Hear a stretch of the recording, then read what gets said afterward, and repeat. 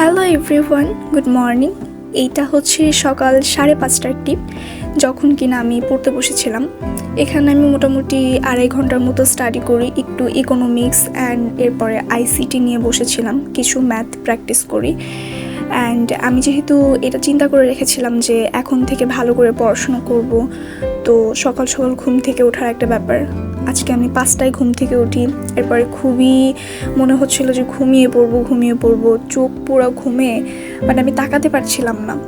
তারপরে অনেকগুলো মোটিভেশনের সাথে পড়তে বসে যাই, ক্যামেরাটা অন করে। তারপরে এখানে 2.5 ঘন্টা পড়ার পরে আমার বাহিরে একটা কোচিং ছিল, ওখানে কোচিং করে আসতে আসতে প্রায় 1টা বেজে যায়। আর এখন আমি ভয়েস ওভার দিচ্ছি। এরপরে একটু গোসল টোসল করবো, দেন আবার পড়তে বসবো। তো এই তো, দেখি আজকে সারাদিনে কত ঘন্টা স্টাডি করতে পারি, সেটা আবার কালকে বলবো। আচ্ছা, গতকালকে আমি মোটামুটি প্রায় 6 ঘন্টার মতো স্টাডি করছিলাম, যেটা আমার কাছে মনে হয় যে খুবই খুবই খুবই কম।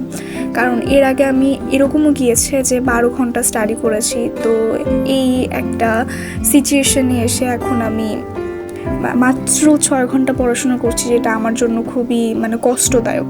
সো আমি চেষ্টা করছি আবার নিজেকে ইমপ্রুভ করার, যাতে মিনিমাম 14 ঘন্টা না হলেও 12 ঘন্টা স্টাডি করতে পারি। তো এই তো, দেখি শেয়ার করবো অ্যান্ড কি হয়। Thank you.